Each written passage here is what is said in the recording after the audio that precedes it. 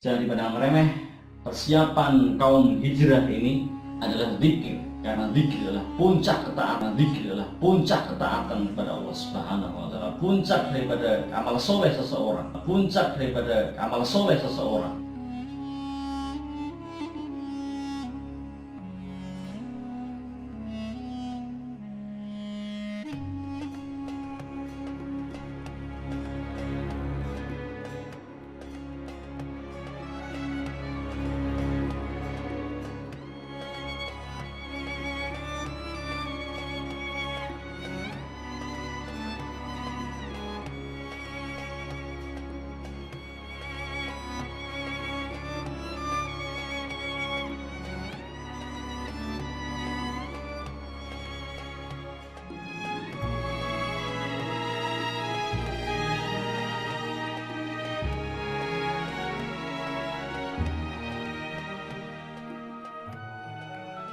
Assalamualaikum warahmatullahi wabarakatuh. Alhamdulillah, wassalatu wassalamu ala asrafil anbiya wal mursalin wa ala alihi wa ashabihi ajma'in.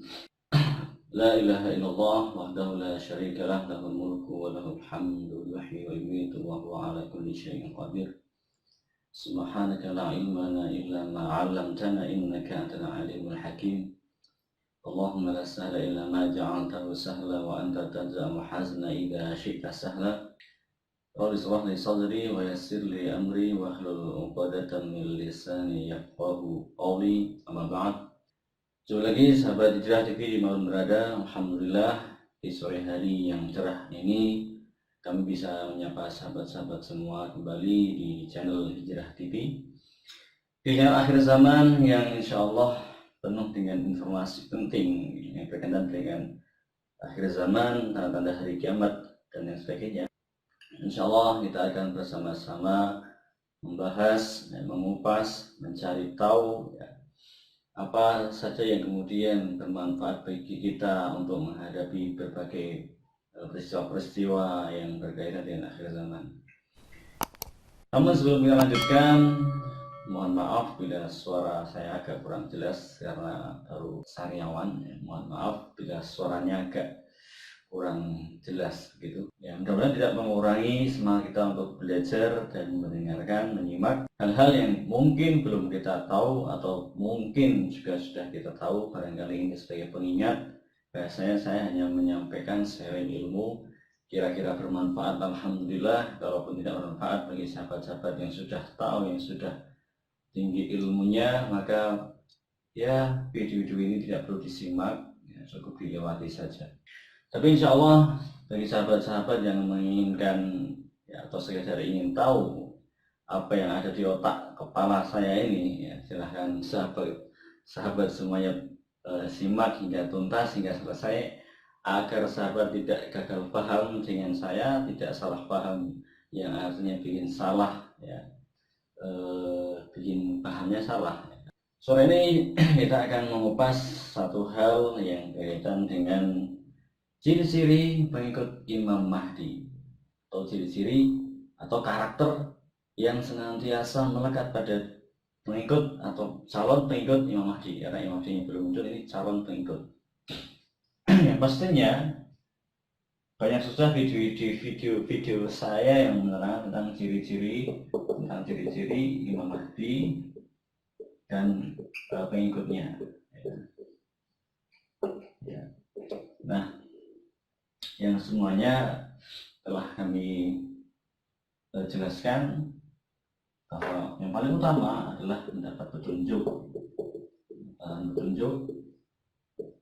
ya, kemudian yang senantiasa petunjuknya apa sudah paham ya, bagaimana petunjuk itu kemudian sampai pada satu konsep, yaitu hijrah dan baiat. Nah, ini petunjuknya. Jadi calon pengikut Muhammad Mahdi pasti akan memegang konsep hijrah dan baiat. Nah, kemudian ada karakteristik bisa dikatakan sifat-sifat lah, sifat-sifat atau akhlaknya. Nah, ini yang pertama kemarin, video yang kemarin tidak sombong ya. jelas menjauhi kesyirikan, menjauhi kesyirikan itu pasti kesyirikan. Maksud Islam kalimat petunjuk kemarin kita jelaskan di sini masuk perkara iman, perkara Islam, artinya kesyirikan atau kekufuran. Ya, ini butuh pembahasan yang cukup panjang. Ini kita lewati dulu ya. Ini nanti ada video yang panjang insya Allah tentang menjauhi kesyirikan.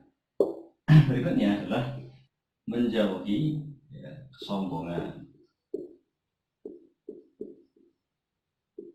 Ya, ini kesombongan. Dan yang ketiga, ini senantiasa melazimi melazimi ketaatan. Ya. Ketaatan menjadi kesombongan masih ketaatan ya, amal soleh.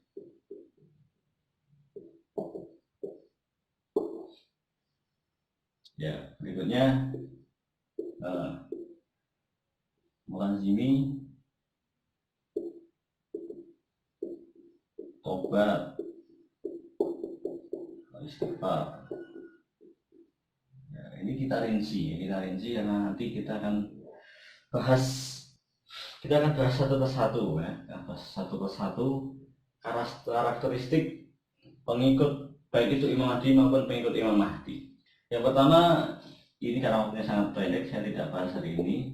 Kita akan bahas, jadi kemarin sudah sedikit kita bahas ya, di video ya, kenapa apa dosa umat Islam ini ya, sehingga terpecah belah menjadi 73 golongan ya. Nah, kita akan bahas tentang masalah lazim ketaatan atau amal soleh. Oke, sahabat yang dirahmati Allah Subhanahu wa taala. Ini kita bahas 4 hal dulu ya, karena banyak sekali karakteristiknya. 4 hal dulu yang kira-kira sangat sangat kental dengan sifat atau karakteristik Imam Mahdi dan pengikutnya. Jadi yang pertama, menjauhi kesyirikan, menjauhi kesombongan, dan melazimi ketaatan serta taubat atau istighfar. Oke, ketaatan ya. Ketaatan yang kita maksud adalah amal soleh yang senantiasa itu menjadi satu hal yang terus-menerus dilakukan, ya, senantiasa dikerjakan, sehingga tidak ada kenal putusnya, ya, tidak putus-putusnya, ya, dawam. Ya. Maka kita ingat hadis Rasulullah SAW, ahabbul a'mali ilallah adwamuha wa in khalla. Rasulullah pernah bersabda, ya hadisnya kurang lebih punya seperti itu. Sesungguhnya amal yang terbaik, amal yang paling dicintai di sisi Allah Subhanahu wa taala adalah amal yang senantiasa dilakukan, dikerjakan terus-menerus meskipun itu hanya sedikit. Wa in qalla. Adwamuha wa in qalla. Dikerjakan sepanjang waktu setiap hari. Walaupun itu sebenarnya sedikit ya, misalkan ya, ada sahabat Rasulullah itu yang ya, suka bersedekah. Terus setiap hari bersedekah walaupun itu sedikit. Ada yang sahabat yang sukanya puasa ya, sahabat Rasulullah yang sukanya puasa ya. Dan itu dilakukan setiap hari, setiap saat ya. Puasa Senin Kamis, puasa Daud ya, aduang, tetapi dilakukan terus menerus ya, dan tidak putus-putus. Ada sahabat yang suka amalan membaca Al-Quran, maka dia membaca Al-Quran setiap hari, ya, melaziminya setiap hari terus menerus, walaupun itu tidak banyak ya, mungkin 1 juz atau setengah juz, atau kita mungkin 1 halaman, ya, 1 lembar, 1 ruko. Ada juga sahabat yang sukanya sholat ya, sholat sunnah. Ya. Dia jaga sholat sunnah rawatib, ya, barangkali sholat sunnah tahajud, sholat duha dan sebagainya. Nah, yang menarik adalah banyak sekali dari kita mungkin sudah tahu, tetapi mungkin tidak banyak yang kemudian menjadikannya sebuah kelaziman ya bagi kita, bahwa ada satu amalan yang ringan yang bila dilihat secara sepintas itu ringan. Apa itu? Yaitu melazimi zikir. Ya. Kenapa kita sampai pada atau amalan zikir, talan zikir? Karena sudah kita bahas di video-video yang lalu, kenapa tidak banyak umat Islam yang mencapai titik hijrah dan baiat? Tidak banyak umat Islam yang mendapat petunjuk ya hingga sampai di sini, titik ini. Ya, karena di situ ada tahapan-tahapan dalam agama kita, ada iman, ada Islam, ada iman, ada ihsan, dan ada tentang masalah keyakinan kepada hari kiamat atau hari akhir dan tanda-tandanya. Maka dari situlah zikir itu sebuah amalan yang ringan, kelihatannya ringan, tetapi hampir kita itu jarang ya, atau lupa, atau kita mungkin tidak banyak memperhatikan masalah ini.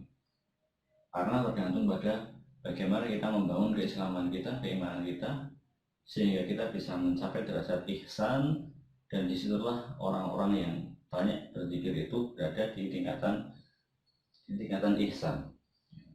Jika dia sudah akhirat oriented, maka ini amalan yang ringan, tetapi pahalanya luar biasa. Rasulullah SAW bersabda, "Ala unabbiukum bi khairi a'malikum wa azkaha 'inda malikikum wa arfa'iha fi darajatikum wa khairun lakum min infaqi dhahabi wal waraqi wa khairun lakum min an talqaw aduwakum fa tadribu unuqahum wa yadribu unuqakum ya a'naqakum." Qalu bala ya Rasulullah, qala dzikrullah. Hadis rawahu At-Tirmidzi dan Ibnu Majah. Ya, Rasulullah bersabda, maukah kalian aku kabarkan satu amalan yang itu amalan yang paling baik bagi kalian, bi khairi a'malikum, sebaik-baik amal kalian. Jadi sebaik-baik amal kalian, sebaik-baik ketaatan yang kalian lakukan itu apa? Sebaik-baiknya apa? Ketaatan itu. Dan Rasulullah menambahkan, tidak hanya sebaik-baik saja, wa azkaha 'inda malikikum, artinya apa? Yang paling suci, yang paling bersih amalmu itu, ya, nggak ada riya, nggak ada sum'ah, nggak ada pamer, ya, nggak ada ini, nggak ada itu, ya. Semuanya bersih, ya, paling bersih, paling suci, paling ikhlas, ya.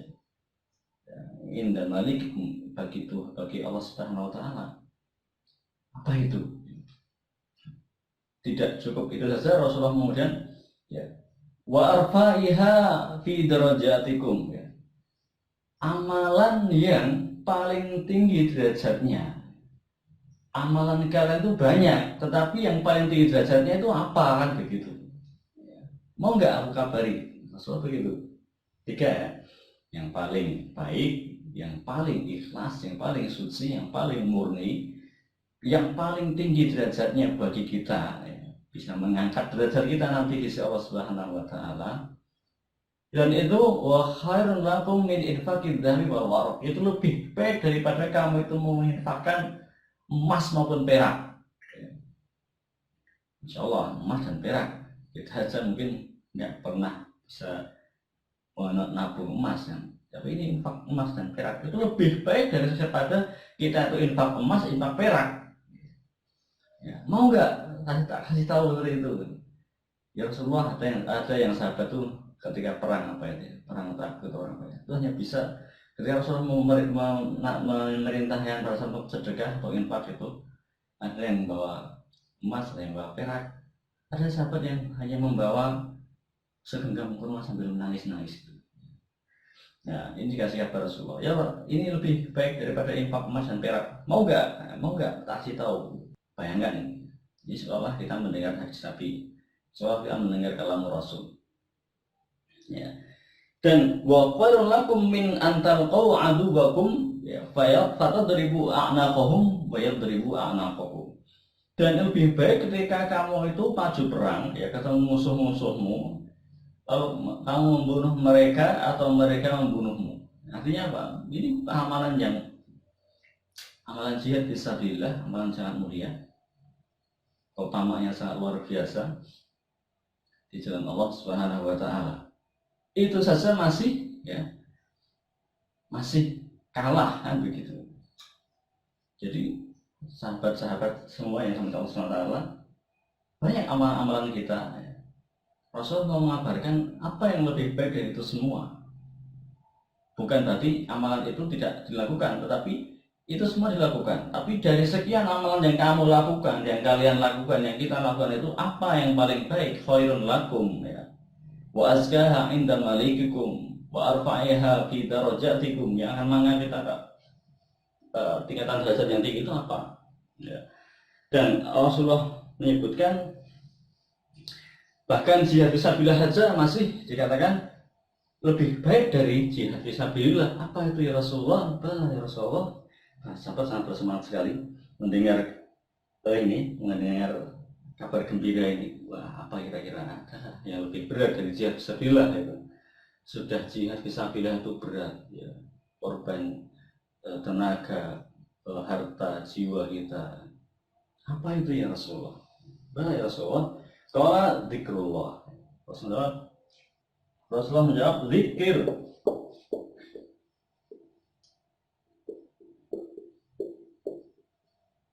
Zikir pada Allah Subhanahu wa taala.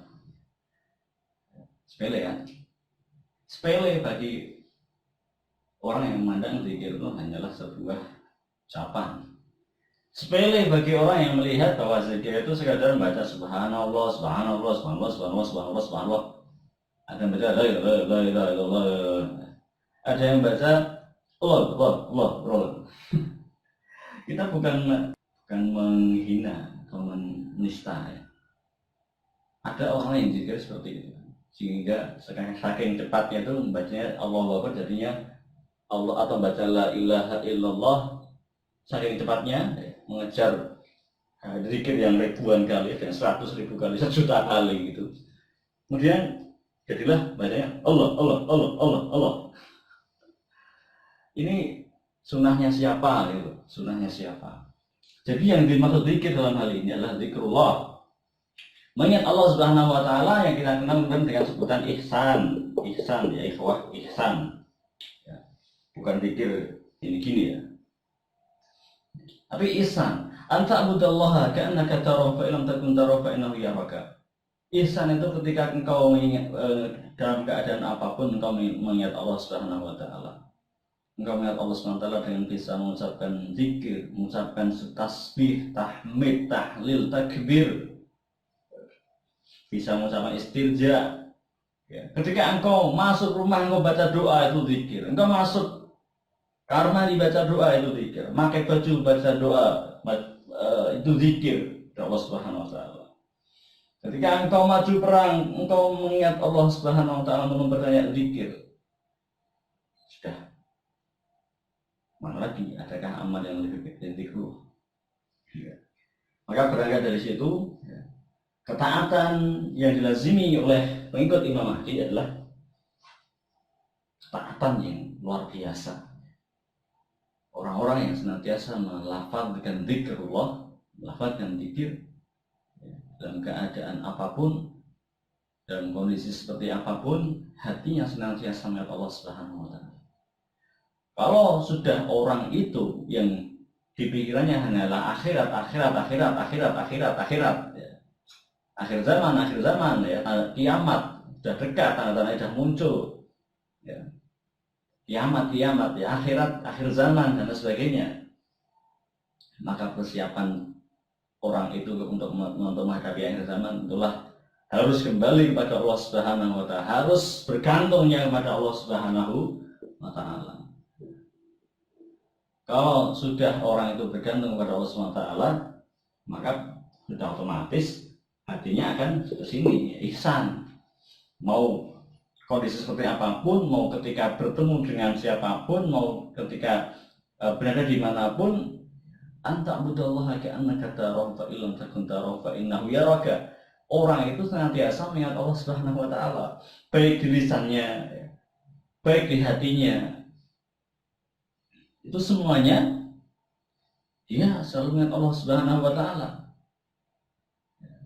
Kalaupun hari ini kemudian kita ada zikir lisan, ada zikrullah, zikir fil lisan, zikir fil qalb, fil jawarih. Gimana maksudnya? Lisannya berzikir, subhanallah. Padahal ini lisan juga maksudnya jawarih. Ini kita sederhanakan aja, Jadi ini ada zikir jawarih, yang maksudnya ada lisan, ada tangan, dan ada zikir dari qalb.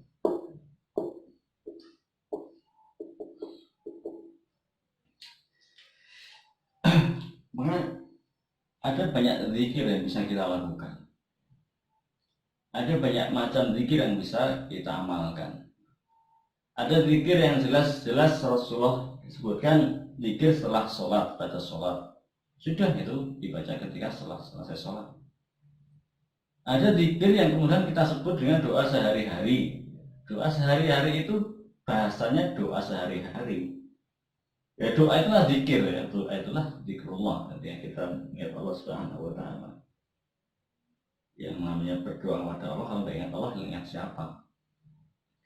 Maka salah satu cara untuk membiasakan zikir kepada Allah ini adalah dengan membiasakan membaca doa sehari-hari. Membaca doa sehari-hari itu berat bagi orang yang tidak terbiasa. Tapi kalau itu dibiasakan, maka insya Allah akan terbiasa. Maka saya menasihatkan, ingatkan pada sahabat-sahabat semuanya, cobalah untuk membiasakan membaca doa sehari-hari. Mulai dibangun tidur, ya, doa masuk kamar mandi, doa mau memakai baju, doa mau keluar rumah, doa mau naik kendaraan. Ya. Doa-doa seperti itu adalah membiasakan kita mengingat Allah Subhanahu wa taala. Walaupun kadang-kadang ingatnya juga pas ketika itu aja. Setelah pakai baju mungkin sudah lupa, ya, ngobrol aja acara kemana-mana. Ya. Setelah kita masuk rumah ya sudah lupa, ingat kemana, ketemu keluarga, ya, ngobrol sana sini.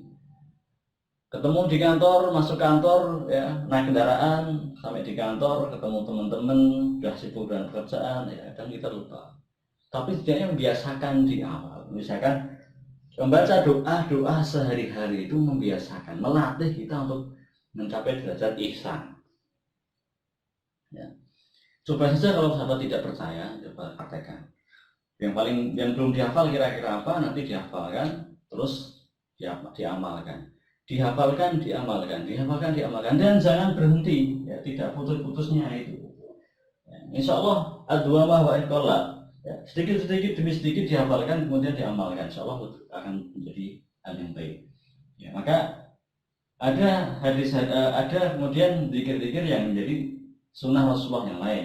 Doa zikir pagi dan petang. Zikir pagi dan petang, ya itulah sunnah Rasulullah SAW dibaca ketika pagi dan petang hari.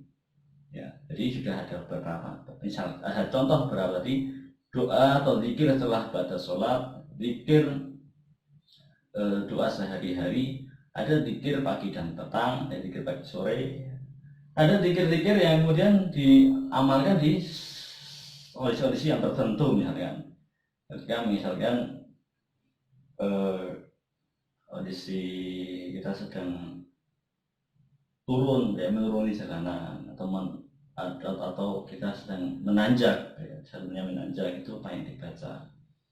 Nah itu perlu dibiasakan, perlu diamalkan. Karena itulah amalan yang paling baik, amalan kita yang paling baik. Karena apa? Manusia nggak tahu, kita diem. Sahabat semuanya itu diem sambil bekerja di kantor, katalah. Ada sahabat yang melihat kok diem gitu. Ya. Tapi Kita nggak ngerti apa yang hatinya itu kerjakan. Ya, ada amalan, ada zikir hati, hatinya zikir. Bisa jadi lisannya diam, hatinya senantiasa berzikir pada Allah SWT. Kita nggak pernah tahu. Kita taunya ya apa yang nampak kan. Maka azkaha inda malikikum, yang tahu hanya Allah Subhanahu wa taala. Ya, kita ngobrol sama teman, kita nggak tahu teman kita seperti apa tingkatannya di sisi Allah itu. Ngobrol ya seru sekali, tapi nggak tahu apa isi hatinya. Dia munafik apa dia itu orang yang soleh, orang yang jujur, nggak tahu kan? Atau dia orang yang bertakwa pada Allah SWT. Sedemikian takwanya sehingga hatinya itu senantiasa zikir. Ya, hatinya ngomongnya deh ya. Oh ya, saya kemarin habis ketemu teman-teman begini, kita ngobrolkan gini. Hatinya saya istighfar, astagfirullah, mudah-mudahan amal saya nggak hangus, mudah-mudahan Allah mengampuni dosa-dosa saya, kan begitu. Alhamdulillah ya, begitulah zikir. Itu lebih baik daripada ya infak emas dan perak. Ya. Karena tadi saya katakan infak itu nampak sekali. Ya. Ada infak yang sembunyi-sembunyi, ada infak yang terang-terangan. Tapi itulah yang namanya infak. Kadang orang suka infak dengan terang-terangan, bukan suka emang. Kadang-kadang harus terang-terangan, jangan zakat, itu kan termasuk infak. Jadi ya itu manusia bisa melihat, tidak hanya Allah Subhanahu wa taala. Maka itu lebih baik ya, amalan yang baik. Bukan berarti kita terus tidak infak ya, kita terus tidak nggak berinfak karena takut riak, begitu nggak juga. Tapi yang penting ketika kita infak itu diimbangi dengan zikrullah. Jangan sampai infak itu kemudian kita salah niat, kita salah tujuan. Maka pengikut Al-Mahdi adalah orang-orang yang senantiasa membiasakan amalan yang ya, kelihatannya bagi banyak orang itu ringan lah, apa itu ya. Apalagi ya ini dijadikan sebagai kekuatan utama ini oleh Bang Ibrahim ini sebagai seruan pada umat Islam Nusantara ini untuk membiasakan zikir, untuk persiapan hijrah ini. Persiapannya adalah zikir ya, ini luar biasa sekali. Terus terang saya sendiri ini terus terang ya, saya bukan mau pamer, bukan mau apa. Saya itu takjub dengan Bang Ibrahim, takjub sekali. Bagaimana beliau bisa menyimpulkan satu konsep hijrah yang itu dibangun dengan kekuatan zikir. Bagaimana beliau itu bisa menyimpulkan atau bisa mencetuskan ya, gagasan di hijrah dan baiat, di mana persiapannya yang paling utama adalah zikir dan sholawat kan gitu. Alhamdulillah jauh-jauh sebelum itu kita dulu pernah masuk dalam satu jamaah ya, satu kelompok di mana perjuangan kita itu dibangun dengan banyak elemen ya begini. Dan di antaranya adalah zikir. Ya, ini terus terang. Ada zikir pagi sore. Ini wajib dibaca. Ada zikir pagi sore itu wajib. Ada zikir pagi sore dan doa sahur itu ibaratnya itu sebuah kewajiban. Membaca Al-Quran, ya, baca Al-Quran juga. Ketika itu saya nggak sampai, pikiran saya sampai di sini hijrah tapi itu menjadi satu kewajiban karena kita masuk dalam sebuah organisasi, sebuah kelompok di mana kita mentaati apa yang jadi aturan, jadi ajaran atau menjadi ya begitu ya, jadi pendidikannya seperti itu. Nah kita belajar tentang kita diimbangi dengan hijrah, zikir ya, zikir pagi sore, sehingga itu menjadi sebuah amal yaumi, amal sehari-hari. Jadi sekian lama saya dan kelompok itu masih senantiasa mengamalkan zikir pagi sore, sehingga wallahu ta'ala alam saya pun akhirnya bisa sampai konsep hijrah saya sendiri yang ketika itu saya melancong ke Arab Saudi dalam rangka hijrah. Jadi TKI tapi niatnya untuk hijrah menanti Imam Mahdi gitu. Tetapi qadarullah gara-gara keren jatuh itu ya saya akhirnya pulang lagi ke Indonesia.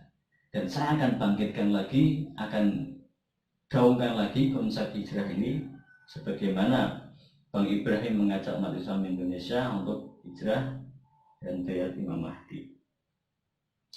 Maka sebenarnya ya lagi ini sebagai satu amal yang ringan tetapi berat, ringan tapi berat. Ringan di lisan tapi berat bagi orang yang tidak membiasakan. Maka ini yang tidak putus-putus ini yang susah.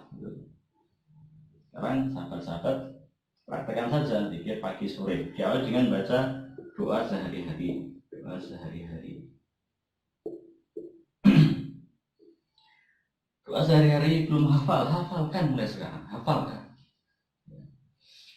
Hafalkan mulai sekarang. Doa bangun tidur, doa masuk kamar mandi, doa keluar kamar mandi, doa baca mau wudu baca basmalah ya, setelah wudu baca doa, mau pakai baju, mau sholat baca doa. Doanya kalau lupa apa ya basmalah. Tapi seringkali kita pakai baju saja lupa nggak baca bismillah. Masuk keluar rumah masjid ya sholat subuh ini baca doa. Jalan mau ke masjid baca doa lagi. Nah ini sudah diajarkan Rasulullah Sallallahu Alaihi Wasallam. Ingatan ihsan ini sudah dibangun oleh Rasulullah SAW sehingga umatnya itu sebenarnya punya kesempatan yang sama untuk meraih derajat yang tinggi di surganya Allah Subhanahu Wa Taala. Jika kamu minta surga, mintalah firdaus begitu. Nah, zikir ya ikhwah, zikir sekali lagi amalan lazim ketaatan dan yang utama adalah zikir. Dan zikir di sini adalah bukan sebagaimana dipahami oleh kebanyakan orang-orang sufi, zikir sekian puluh ribu kali sekian kali. Tapi esensi zikir itu adalah anta abudallah ka'annaka tarahu fa illam takun tarahu fa innahu yaraka.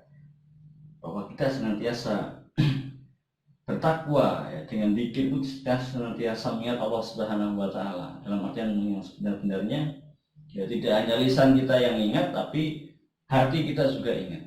Pikiran kita juga harus senantiasa ingat kepada Allah Subhanahu Wa Taala. Saya menyebutnya bahwa juga ada satu hadis Rasulullah SAW yang bunyinya seperti ini. Ana 'inda dhanni 'abdi bi wa ana ma'ahu idza dzakarani.